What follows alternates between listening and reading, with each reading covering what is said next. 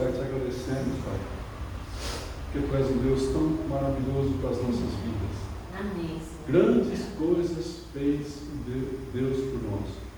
Por isso nós estamos alegres. Este é o dia que o Senhor fez. Queremos regozijar. Queremos regozijo, Pai, no Teu nome, na Tua presença, em tudo que fizeste por nós. Obrigado, Pai, porque queremos manter nossas vidas unidas a Ti, através da pessoa de Jesus Cristo. Somos Teus filhos, somos considerados irmãos e nós nos sentimos muito privilegiados com isso, Pai. Pedimos Tuas bênçãos sobre a vida da Maria José e toda a sua descendência. Pedimos também as Tuas bênçãos sobre a vida da Alzira e toda a descendência dela. E pedimos também as Tuas bênçãos sobre a vida da pastora Gisele. Guarda a vida dela e toda a descendência dela, Pai. Nós Te louvamos e Te agradecemos por essas mulheres, por essas mães. E assim homenageamos também todas as mães, Pai, que estão ligadas, todas as mães do nosso país e do mundo, Pai. Nós Te louvamos e agradecemos todas as coisas, em nome santo de Jesus, o nosso Senhor, o nosso Salvador, o nosso amigo, bem presente, bem presente na hora da tribulação. Obrigado por tudo, Pai. Em nome de Jesus, abençoa esse culto. Em nome de Jesus, amém.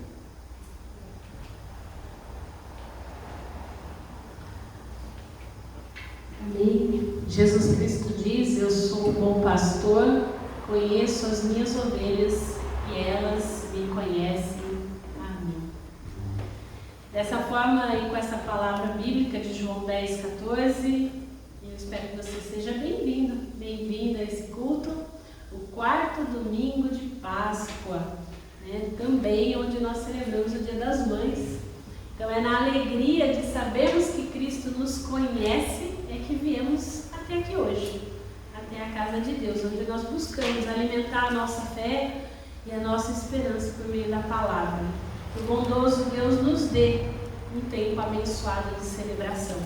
Eu convido você a louvar a Deus através da leitura do Salmo 23. Vamos fazer essa leitura todos juntos, a uma só voz. É um salmo bem conhecido que traz alegria e alento ao nosso coração. Salmo 23. Vamos ficar em pé e vamos ler todos juntos. O Senhor é o meu pastor, nada me faltará.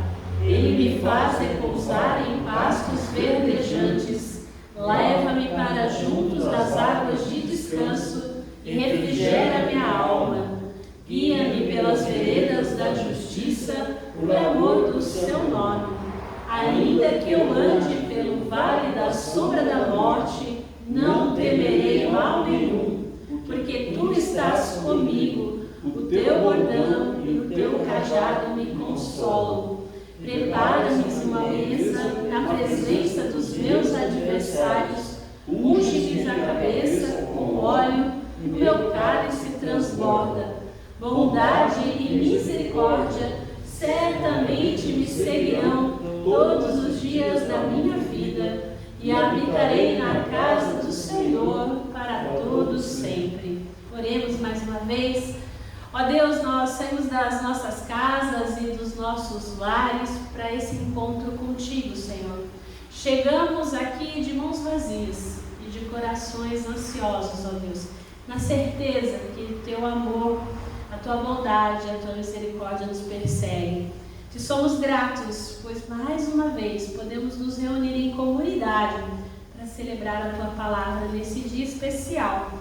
Dá que nós possamos ouvir o que tu tens a nos dizer nessa hora. Que o teu Santo Espírito nos ilumine e nos dê sabedoria e discernimento para vivermos o teu Evangelho. Fala conosco através da tua palavra. Nós te adoramos e nós te bendizemos, porque tu és Deus, não há outro semelhante a ti. Tu és o nosso pastor. Amém. E nós ouvimos a tua voz, ó Deus. Obrigada. Assim nós oramos agradecidos no nome de Jesus. Amém. Amém. Podemos assentar? Apocalipse 7. Apocalipse 7. A nossa meditação também, a palavra do Senhor, Apocalipse 7, do 9 ao 17. Nós vamos ler juntos também. Sempre que a gente tem a oportunidade, é bom lermos a nossa voz, a palavra do Senhor, isso fortalece a gente também. Apocalipse 7, do 9 ao 18. Vamos lá? Depois dessas coisas vi, e eis grande multidão, que ninguém podia enumerar, de todas as nações, tribos, povos e línguas, em pé diante do trono e diante do Cordeiro, vestido de vestiduras brancas e com palmas nas mãos, e clamavam em grande voz, dizendo: ao nosso Deus, que se assenta ao trono, e ao Cordeiro pertence a salvação. Todos os anjos estavam de pé, rodeando o trono, os anciãos e os 4 seres viventes, e ante o trono se prostraram sobre o seu rosto, e adoraram a Deus, dizendo: amém. O louvor e a glória, e a sabedoria, e as ações de graças, e a honra, e o poder, e a força sejam ao nosso Deus, pelos séculos dos séculos. Amém. Um dos anciãos tomou a palavra, dizendo: estes que se vestem de vestiduras brancas, quem são e de onde vieram? Respondeu-lhe: meu Senhor, tu o sabes. Ele então me disse: são estes os que vêm da grande tribulação, lavaram suas vestiduras e alvejaram no sangue do Cordeiro.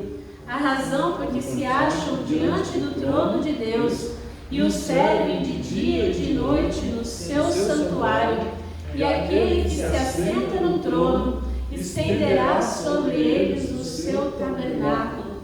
Jamais terão fome, nunca mais terão sede, não cairá sobre eles o sol, nem a dor algum, pois o Cordeiro que se encontra no meio do trono os apacentará e os guiará para as fontes de água da vida, e Deus lhes enxugará dos olhos toda lágrima. Amém. E Deus lhes enxugará dos olhos toda lágrima. Essa é a nossa promessa. Diante do pecado e de tudo aquilo que nos angustia e que nos tira a paz muitas vezes, nós temos essa promessa. O primeiro verso diz que todas as nações, tribos, povos e línguas, em pé diante do trono, e diante do trono vestidos de vestiduras brancas com palmas na mão. Essas vestiduras brancas só são possíveis por causa do sangue de Cristo derramado na cruz. E que nesse momento a gente possa se colocar diante do Senhor, apresentar os nossos pecados, porque Ele já tem uma promessa de que toda lágrima será enxugada, porque em Cristo Jesus nós já temos o perdão. Então, nesse momento em silêncio, abra seu coração diante do Senhor, peça perdão, também apresente as suas angústias, as suas dores. Nós vamos ter um momento de silêncio e nós vamos romper o silêncio com uma canção, que vai ser também a nossa oração.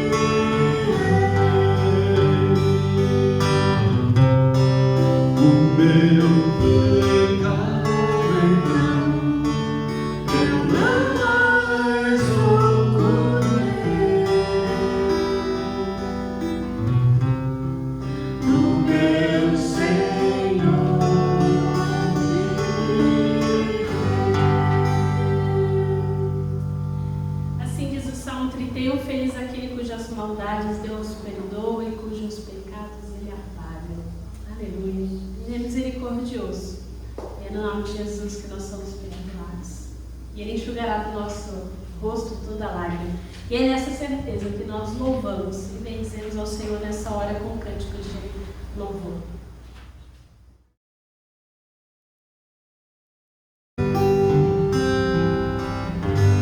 Deus enviou seu Filho amado para nos salvar e perdoar.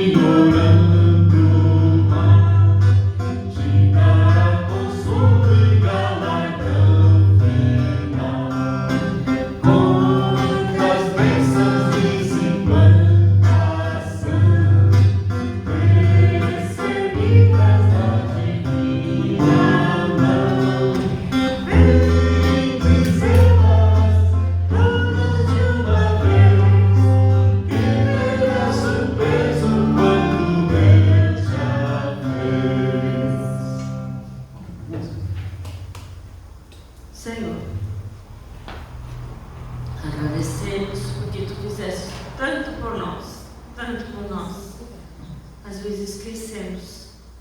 E quando lembramos, vemos que são tantas coisas, Senhor, tantas coisas. Obrigada, Senhor, principalmente pela salvação do Timoteste, que é a melhor coisa que podemos ter em Ti, Senhor, e pelo amor que Tu tens pelas nossas vidas imperfeitas, Senhor. Agradecemos, Senhor, por tudo, em nome de Jesus. Amém. Amém.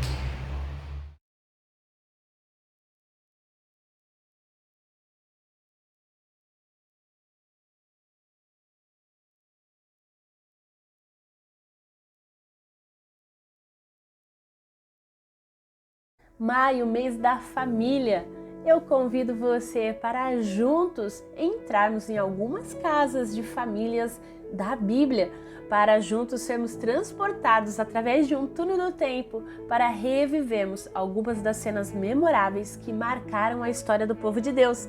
Como um mosquitinho na casa de algumas pessoas, ora seremos encantados, ora ficaremos decepcionados. Mas em tudo, nós seremos instruídos e encorajados a viver em família, para a glória de Deus, construindo nossas vivências e ressignificando as nossas memórias. Vem com a gente, todo domingo, às 10 horas da manhã, na Igreja Presbiteriana Independente, em São Carlos, na Avenida São Carlos, 2495, no centro. Espero por você e sua família. Então, 1 Samuel 1, a gente vai ler o capítulo todo? Então, vamos lá. Houve um homem de Ramataim, Zofim, da região montanhosa de Efraim, cujo nome era Eucana, filho de Jeroão, filho de Eliú, filho de Toi, filho de Zufê, efraimita. Tinha ele 2 mulheres, uma se chamava Ana e a outra Penina. Penina tinha filhos, Ana, porém, não os tinha. Este homem subia da sua cidade de ano em ano a adorar a Deus e a sacrificar ao Senhor dos Exércitos em Siló. Estavam ali os 2 filhos de Eli, Ofni e Finéias, como sacerdotes do Senhor.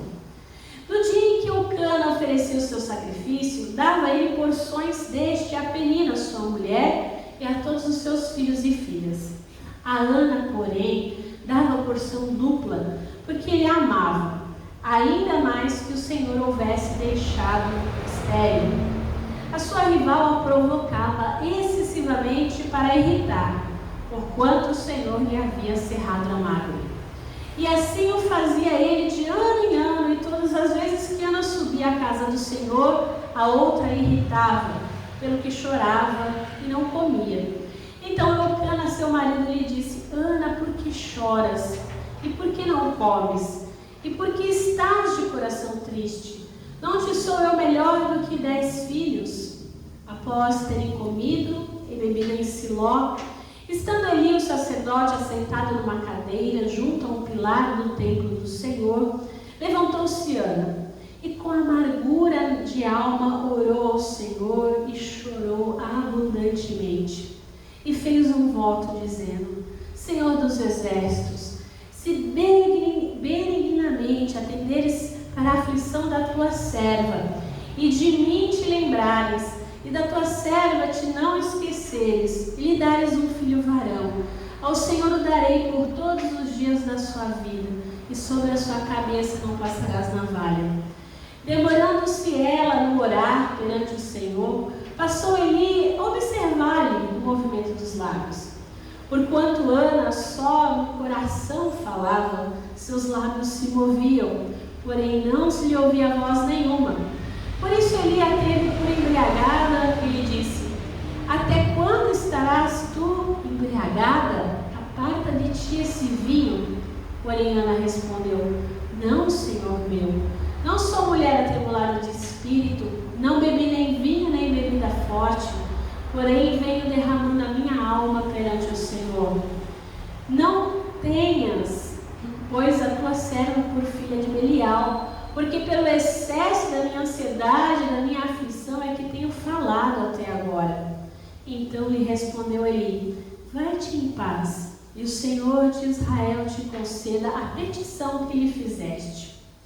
E disse Ana: ache a tua serva mercê diante de ti. Assim a mulher se foi seu caminho e comeu, e seu semblante já não era triste.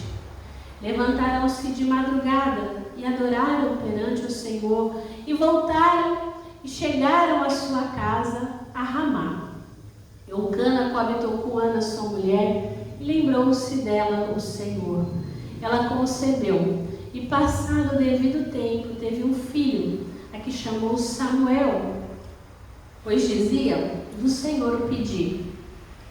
Subiu Eucana, seu marido, com toda a sua casa, a oferecer ao Senhor o sacrifício anual e a cumprir seu voto. Ana, porém, não subiu e disse a seu marido: quando for o menino desmamado, levá-lo-ei para ser apresentado perante o Senhor e para lá ficar para sempre. Respondeu Eucana, seu marido: faze o que melhor lhe agrade, fica até que o desmames. Então somente confirme o Senhor a sua palavra. Assim ficou a mulher e criou o filho ao peito até que o desmamou. Havendo-o desmamado, levou consigo, com um novilho de 3 anos, uma éfa de farinha e um odre de vinho, e o apresentou à casa do Senhor a Siló. Era um menino ainda muito criança. Imolaram o novilho e trouxeram o menino a Eli. E disse ela: ah, meu Senhor, tão certo como vives, eu sou aquela mulher que aqui esteve contigo, orando ao Senhor. Por este menino orava eu, e o Senhor lhe concebeu a petição que eu lhe fizera. Pelo que também o trago, como devolvida ao Senhor, por todos os dias que viver, pois do Senhor o pedi, e eles adoraram ali o Senhor. Essa história é linda, sempre me emociona, né? O coração de Ana é maravilhoso. E a gente fala aqui, né, sobre a mãe que soube investir. Investir é algo interessante, é algo importante que às vezes a gente não se dá conta. Mas quando a gente pensa em investimentos, vamos pensar no nosso contexto hoje, né? É importante porque aumenta o nosso potencial de retorno. É importante porque no dia de emergência, no dia mal, a gente tem de onde tirar. Porque o dia mal vem. A gente só não sabe quando, mas ele vem. Diante das crises, da dificuldade, né, quem anda sempre na reserva, sem ter de onde tirar, corre sérios riscos de ver a vida desmoronar. E quem tem algum investimento pode respirar um pouquinho mais, né? E eu não sei se você sabe, mas o Brasil não tem um perfil de investidor. A maioria das nossas famílias não tem. É um desafio para nós brasileiros investir. Nós não tivemos esse costume, né? Muitos de nós desde a infância. E o fato é que hoje no Brasil estima-se que apenas cerca de 23% da população tem um investimento contínuo. É muito pouco. É muito pouco. E não é só financeiramente que nós investimos pouco. Se você pesquisar no Google lá, digita, né? O brasileiro investe pouco, você vai ver inúmeros especialistas falando a respeito. Mas eu gostaria de hoje trazer esse lado da gente pensar em vários aspectos de investimento. O Brasil investe pouco em saúde, em educação, em tecnologia, em inovação, em carreira. E se nós olharmos para dentro das nossas igrejas, das nossas famílias, da nossa sociedade, nós investimos pouco também em relacionamentos. E aí hoje eu gostaria de falar sobre mães investidoras, que é o que nós temos aqui com a Ana. Se você conversar com um economista, eles vão dizer para você que todo bom investimento, você sempre tem que estudar como, quanto e por quanto tempo você quer investir o seu dinheiro, para ele poder dar uma indicação correta, né? E o mesmo se aplica à vida, quando nós olhamos para a nossa vida. Pessoas sábias sempre irão se preocupar com como e no que investir as suas forças e as suas energias. Para quê? Para aumentar o potencial de retorno. Você investe esperando retorno. Pode parecer algo muito simplista, mas o fato é esse, que investe espera retorno. Ninguém investe só pensando que está sobrando dinheiro que eu vou guardar. Não, vai ter um retorno. Tem isso também, né? E diante da crise, da dificuldade, é esse retorno que vai suprir geralmente a necessidade. E aí, quando a gente olha pessoas sábias e piedosas, elas buscarão também investir nas coisas de Deus. Para quê? Qual que é o retorno? Aqui nós não estamos pensando matematicamente, mas nós estamos pensando que todo o retorno dos nossos investimentos não é para a gente se dar bem, é para glorificar a Deus. Todo o nosso investimento de fé, de potencial, é para a honra e glória do Senhor. Não para a gente ficar bem na vida apenas, né? Isso é consequência da glória de Deus na nossa vida. Então, o texto que nós lemos apresenta para a gente Ana. Essa mulher, a gente pode dizer, sem sombra de dúvida, que ela é sábia e que ela foi uma vestidora piedosa. E lendo com cuidado, nós vamos descobrir que ela fez alguns investimentos tão sábios e acertados, que até hoje a gente pode provar dos seus frutos. Nesse Dia das Mães, pensando na série que nós estamos fazendo sobre cenas memoráveis, o meu desejo aqui então é da gente examinar junto. Então vamos usar as terminologias do mundo de negócios, vamos pensar o portfólio, ou a carteira, ou o conjunto de títulos, como você preferir, ou a caderneta de poupança dessa sábia e piedosa investidora.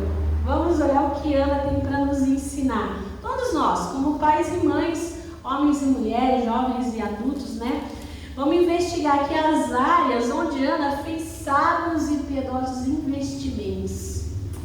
E o nosso objetivo é aprender no que e como investir a nossa vida, para que a gente sempre tenha um grande retorno, para que Deus seja glorificado na nossa vida e, consequentemente, a gente tenha aí realização e a capacidade de reagir diante das adversidades. Então, que Ana nos ensine e nos encoraje a fazer os mesmos investimentos. E aí eu convido você então a examinar os sábios e piedosos investimentos dessa grande mulher. E a gente pode fazer, a partir do que nós lemos, 3 afirmações. Que mães investidoras investem na família, na fé e no futuro. E a gente vai ver cada uma dessas afirmações então. Então a gente pode dizer então que mães investidoras investem na família. O capítulo 1 de Samuel, ele é riquíssimo em detalhes. Ele emociona, ele traz ensinos muito importantes para nós. Para o nosso propósito, a gente vai observar que Ana, ela escolheu investir na sua família, apesar de todas as circunstâncias contrárias. Todas. Dentro da casa dela e fora da casa dela. E essa é uma lição importante para a nova geração. Porque se a gente olhar a nossa nova geração, a gente tem aí o último censo do IBGE, que faz 10 anos já, né? A gente vai ver que isso cada vez se confirmou mais. Alguns dados intrigantes a respeito do brasileiro. A gente tem aí que os homens se casam cada vez mais tarde, que os casais se separam cada vez mais jovens, e que esses casais têm cada vez menos tempo juntos de casados, uma média de 15 anos. Homens e mulheres estão se casando aí por volta de 28, 30 anos. A média que os jovens têm se separado aí é de 39 a 42, então a gente já passou dessa idade, aí tem uma... Mas infelizmente a gente vê aumentando esses números. Então, diante dessa realidade, dessa preocupação e de famílias que nós vemos cada vez mais assim, quebradas, a gente vê que o investimento que Ana tem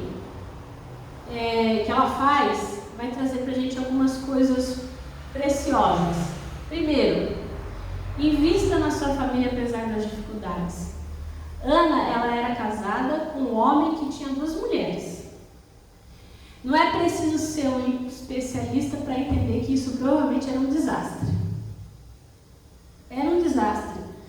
A gente pode usar, naquela época era assim, os argumentos culturais, enfim, né? Como é que isso pode acontecer? Mas o texto apresenta para a gente Ana no primeiro lugar da lista. Então, provavelmente ela era a primeira mulher, a primeira esposa. Naquela época, quando um casal...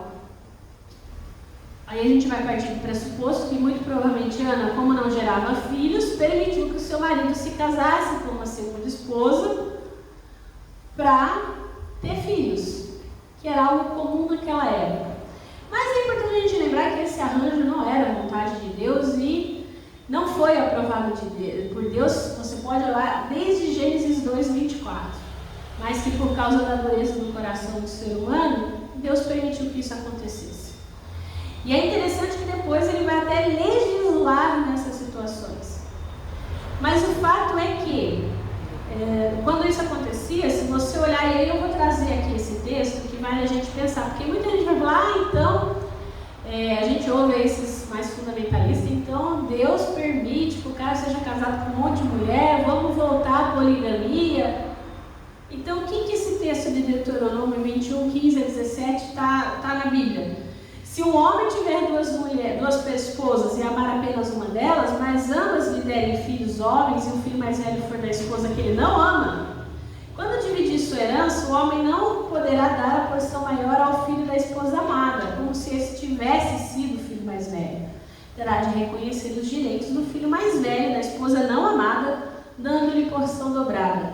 Ele é o primeiro filho do vigor de seu pai e os direitos do filho mais velho lhe pertencem. Ou seja, por mais que houvesse a poligamia, e essa devia ter sido a minha fala antes desse texto, mesmo em casos onde uma mulher era mais amada e outra não, Deus garantiria o direito da pessoa menos favorecida. Porque a gente é humano, a gente tende a legislar conforme as nossas paixões. E apesar da grande dificuldade, amor e atenção divididos, que é o que Ana tem, Ana jamais abandonou seu casamento, pelo contrário, ela lutou por ele. E a gente tem uma lição importante aí, apesar das dificuldades da vida, e principalmente do casamento, que assusta as pessoas hoje em dia. Qualquer motivo é motivo para separar.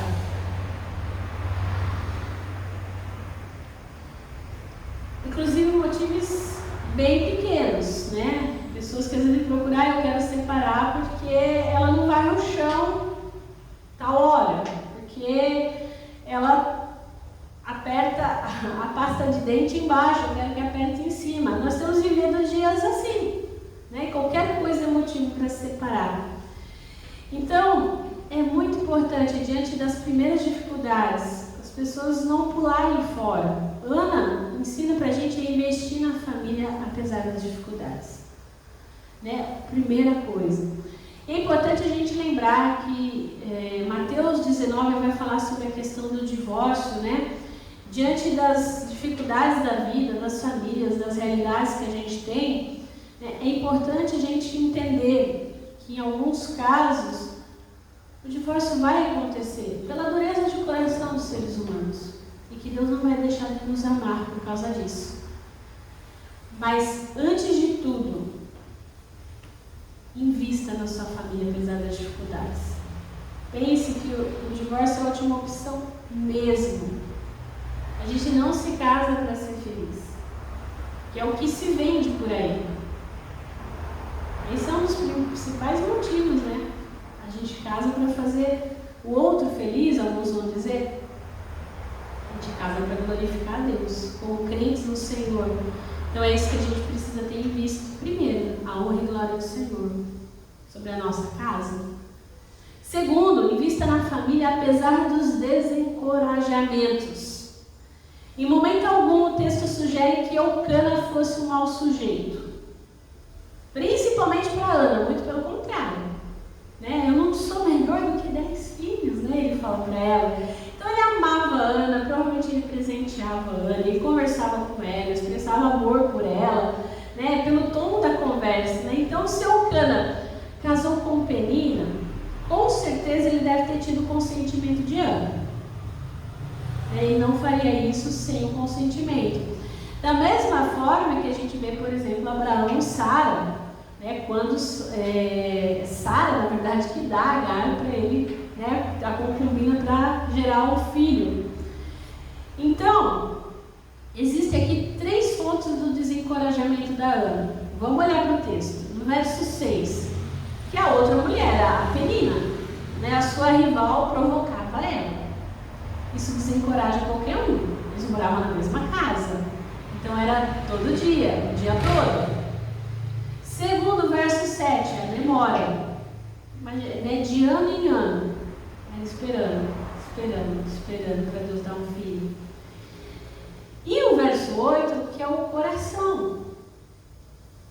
O coração de Ana estava triste. Olha, né? O que o Elcana pergunta para ela: e por que está de coração triste? São 3 coisas que desencorajam, né? Apesar de tudo, Ana continua investindo na família. Terceiro, ela investiu na família apesar do desespero. Dificuldades e desencorajamento a longo prazo, sem a intervenção de Deus ou dos outros, tende a nos levar ao desespero. A gente não sabe como é que tinha sido até aqui, mas imagina a situação da Ana. Imagina os pensamentos. Penina não muda. Elcana não toma providência. Deus não intervém. Quantos de nós não estamos ou já estivemos nessa situação? Ele não muda, ela não muda. Pode ser um cônjuge, um filho, outra pessoa. Deus não faz nada, ele fica calado, ele não se manifesta, ele não faz o milagre que eu preciso.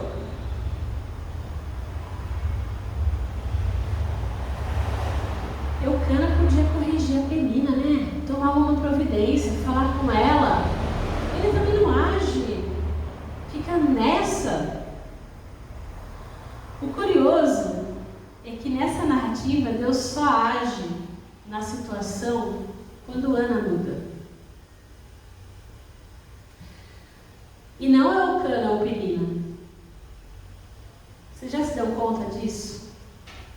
Que quando Ana se coloca diante de Deus, quando no ápice do seu desespero, ela apresenta toda a angústia diante de Deus.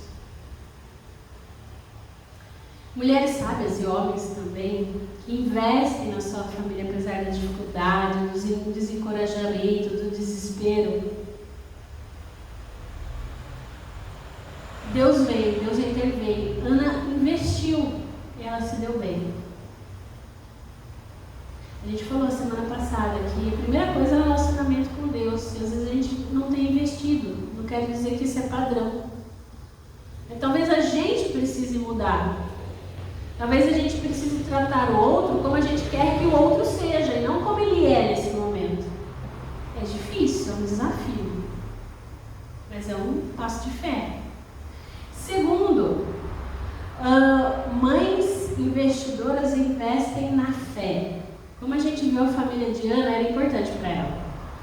Ela investia na sua família. Mas havia algo mais que era importante para ela e que sustentava os seus esforços pela família. Porque se a gente vai fazendo tudo isso, né, investindo apesar da dificuldade, apesar do desencorajamento, apesar do desespero, se for na força do nosso braço, a gente cansa. Tem uma hora que não vai dar mais mesmo. Então a gente precisa fazer tudo isso com fé. Porque sem fé a família de Ana teria ido para o buraco. Quanta gente tentando investir na família, mas sem investir na fé. Investir apenas na família, sem investir na fé, não permitirá que você chegue muito longe. E se der certo, a família irá se tornar um ídolo para você. vai ocupar o lugar de Deus. Então, o foco é sempre o Senhor. A fé nas suas promessas nos permite prosseguir com esperança e amor na família. Lembra do Salmo 127? Os 2 primeiros versículos que fala que se o Senhor não construir a casa, o trabalho dos construtores é vão. Se o Senhor não protege a cidade, de nada adianta os sentinelas guardarem ela. E é inútil trabalhar tanto, desde a madrugada até tarde da noite, se preocupar em conseguir alimento, porque Deus cuida dos seus amados enquanto dormem. Então, não quer investir na família sem investir na fé. Você não vai ter muito lucro dessa maneira. Não estou falando que não vai ter lucro, não quer dizer que não vai ter retorno, mas talvez não seja o que você espera. E aí, quando a gente se depara com esse cenário, eu fico pensando, não sei vocês, mas quanto marido bom, trabalhador, honesto e dedicado, que não investe na fé, continua assim, mas negligencia a sua fé. E depois parece que dá tudo errado. Quanta mulher, quanta esposa, focada, boa, abençoadora, às vezes até trabalha fora, mas não investe na fé. Não dá para continuar sem investir na fé. Quantos jovens, namorados, noivos, investindo no melhor para o seu casamento, mas sem investir no profundo e significativo relacionamento com Deus, sem investir na fé. Quanta gente tentando resolver os problemas da família sem investir na fé. Eu digo, continue, mas não esqueça da fé. Não negligencie a fé. E aqui nós estamos falando de investir na fé. É diferente, é importante entender. Porque uma coisa é investir na fé, eu ter um relacionamento vivo com Deus, saber quem Deus é, andar com Deus, conhecer a Deus. Outra coisa é eu estar fazendo estudos bíblicos, sistemáticos, exaustivos, conhecer a teoria. Nós estamos falando de prática, de vida com Deus. Da fé que o Evangelho traz, de salvação, de relacionamento. Nós falamos que Cristo lavou as nossas vestes, que um dia nós vamos estar de frente do Cordeiro cantando todos juntos. É disso que a gente está falando, dessa fé, da fé que salva, da fé em Cristo Jesus que morreu e ressuscitou para nos salvar, para dar a vida eterna, de andar com esse Deus, de experimentar o seu amor e a sua graça dia após dia. Os estudos bíblicos, o conhecimento bíblico, o estar aqui na igreja faz parte? Faz, mas é consequência de um relacionamento vivo com esse Deus. Segundo, a fé nos leva a um relacionamento pessoal com Deus. Precisa, é necessário.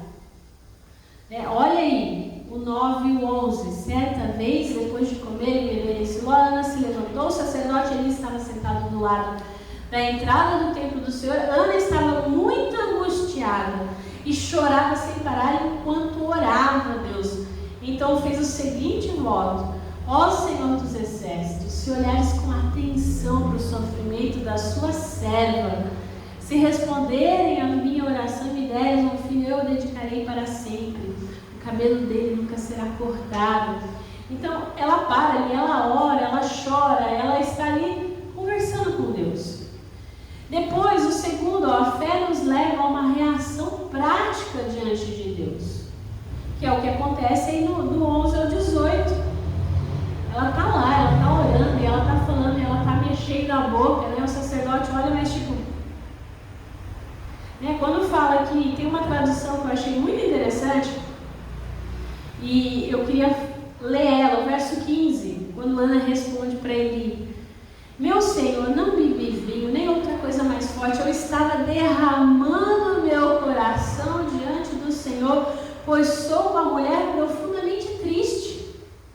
Não pense que eu sou uma mulher sem caráter. Estava apenas orando por causa da minha grande angústia e aflição.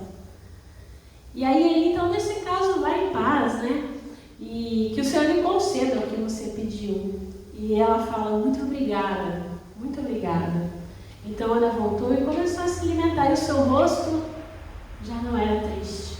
Esse encontro com Deus, essa fé prática diante da vida, fortalece ela, tira a tristeza, a amargura do seu coração. E aí, por fim, a fé nos leva a uma repaginada positiva nos relacionamentos. Porque diz que na manhã seguinte, a família toda se levantou cedo, foi adorar o Senhor novamente, e ela voltou para casa, foi com a família, e aí a gente vê o quê? Deus fazendo milagre. Milagre. A gente não sabe quanto tempo Ana esperou, não fala os anos, né? Deixa eu entender que foram muitos. Então, invista na fé. A gente não sabe quantos anos talvez nós tenhamos que fazer como Ana. Chegar na presença de Deus, chorar. A gente não sabe se essa foi a primeira vez, se foi a segunda, a 10ª, a 20ª. Mas o fato é que sua fé deve levar um relacionamento pessoal com Deus em Cristo.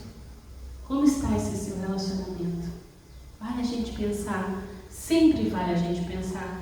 Né? Então, e uma reação prática diante de Deus. O que fazer? Né? Ana fez um voto. Talvez a gente, não quer dizer que a gente tenha que fazer a mesma coisa. Né? Talvez a gente precise tomar uma atitude. Talvez a gente precise mudar de direção. Enfim. Mas o fato é que isso traz uma repaginada para o relacionamento. Né? No dia seguinte as coisas mudaram. Deus vem com o seu frescor e transforma a vida de Ana, o seu refrigério. Como a gente falou, o Senhor é meu pastor, nada me faltará. Ele me faz andar por verdes pastos. Essa é a sensação de Ana. E aí, por fim, né? Então, mães investidoras investem no futuro. Elas investem na família, na fé e, consequentemente, no futuro. Gente sábia não vive apenas do aqui e agora. Nós estamos no presente, Deus nos deu esse presente. Mas quando a gente se relaciona verdadeiramente com Deus, quando a gente tem esse encontro verdadeiro com Deus, o futuro faz parte. Então, não há lugar melhor no futuro do que estar nas mãos de Deus. Quando Ana entrega o seu filho para que ele sirva a Deus e ali fique, né, eu acho que ela não tinha ideia do futuro que ela teria. Né? E a gente sabe de toda a história de Samuel e como ele dirigiu o povo de Israel, como ele ungiu os reis de Israel, depois Saul e Davi. Que futuro lindo! A gente não sabe o nosso futuro, mas uma coisa nós sabemos: se nós entregamos ao Senhor o nosso presente, confiamos nele, nós vamos saber que o mais ele fará. Que o futuro nas mãos de Deus, a vida, a família, os filhos, enfim, tudo que a gente tem nas mãos de Deus, com certeza vai ter um retorno seguro. E nem sempre, e isso que talvez seja mais difícil para a gente, nem sempre a gente verá esse futuro. Nem sempre. Dia das Mães, né? Não tem como a gente não lembrar das nossas mães. E eu sempre falo, quem me conhece já vai saber o que eu vou falar. Esse ano fez 22 anos que minha mãe faleceu. Minha mãe orou por mim e pelo meu irmão. E ela não viu nenhum de nós dois pastores. Ela não pôde brincar com nenhum de seus netos. Mas ela entregou o futuro dela para o Senhor. E com a graça de Deus a gente está aqui. Então confie. Invista na sua família, entregue o seu futuro ao Senhor. Ele honra, porque Ele é Deus, Ele é fiel àquilo que Ele promete. E Ele promete salvação. E Ele cumpre. Então, a cena memorável de hoje coloca dentro da casa de Ana e de Elcana, pais do Samuel. Nós vimos que não há um melhor investimento nessa vida do que investir na fé, na família e no futuro. Que a gente faça isso diante do Senhor. Que a gente invista na nossa família, assim, apesar das dificuldades, dos desencorajamentos, porque vão nos desencorajar, o mundo quer nos desencorajar. Apesar do desespero, porque em alguns momentos nós vamos ficar desesperados. Então repense, reveja, né, as suas prioridades. Não espere o outro mudar, mude você. Invista na sua fé. A sua fé precisa te levar a Deus em Cristo. Ela precisa te fazer agir de forma prática, positiva, diante da situação e das pessoas. E por fim, invista no seu futuro.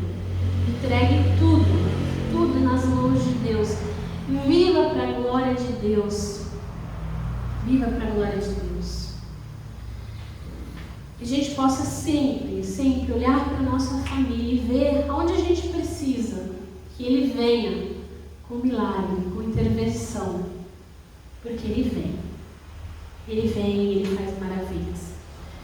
Que Deus nos dê a sabedoria de Ana, nos dê a força de Ana, que realmente o seu coração possa encontrar paz diante de todas as lutas em Cristo Jesus. Essa é a lição de uma mãe que soube investir. Que em Cristo nós possamos também investir com sabedoria.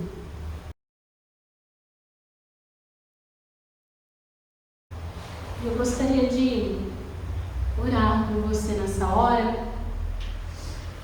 E eu fiz uma colinha aqui das mães da nossa igreja.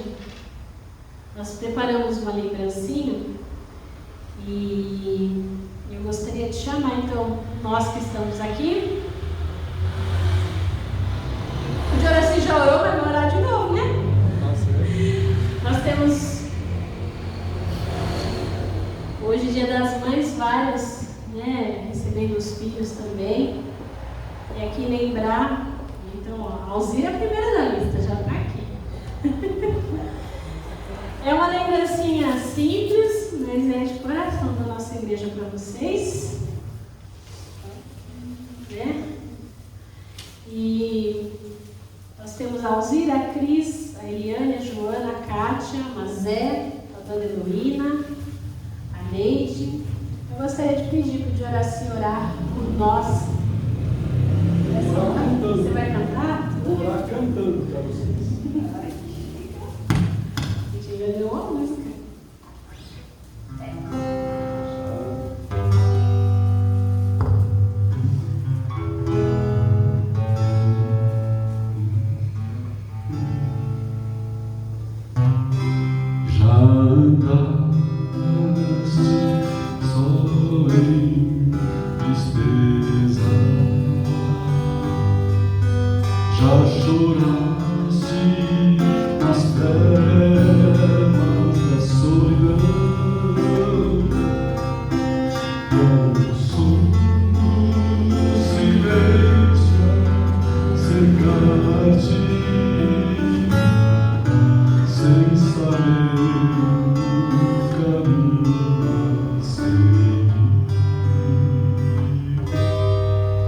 Deixe o Salvador com o seu amor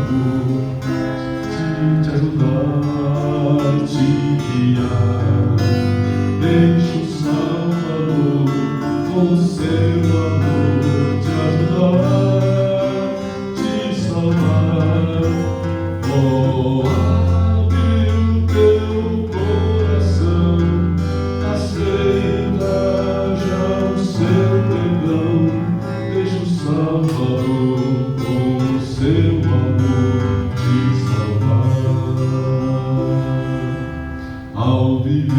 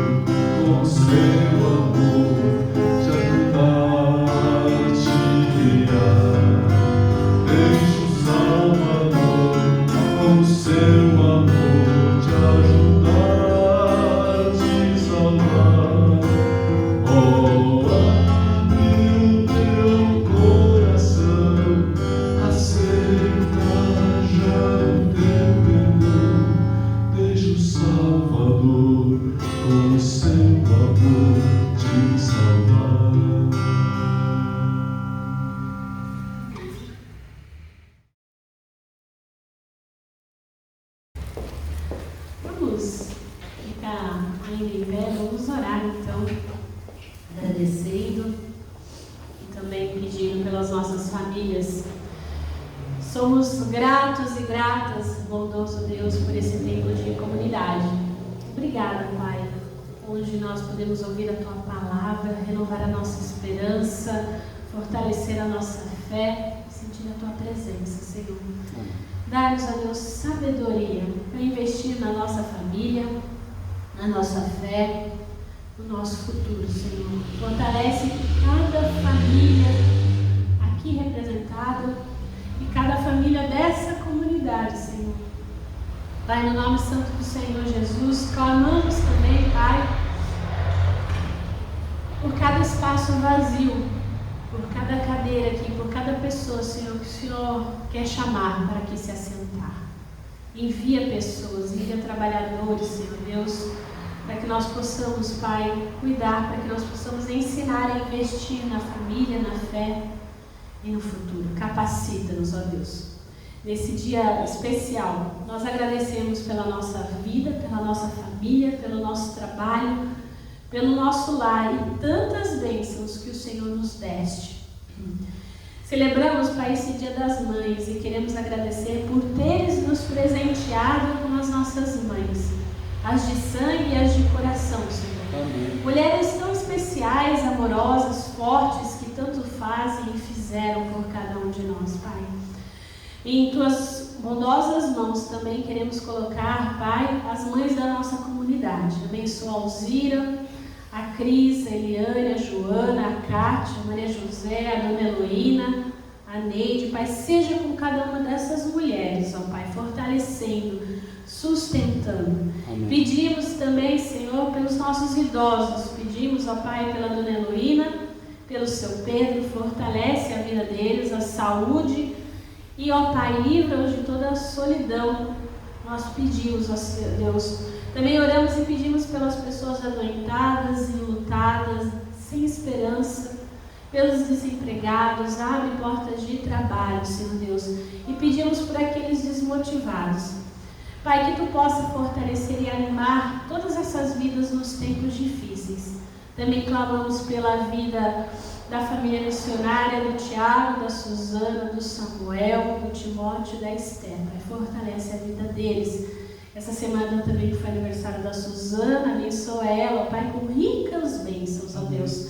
Também pedimos, ó Pai, pelos nossos pastores, abençoa o reverendo Andressa, o reverendo Valdinei e a minha vida, Senhor. Amém. Pedimos pelos nossos parceiros, pelas nossas igrejas mães, ó Deus, também pela Catedral Evangélica, pela IPI de Araraquara.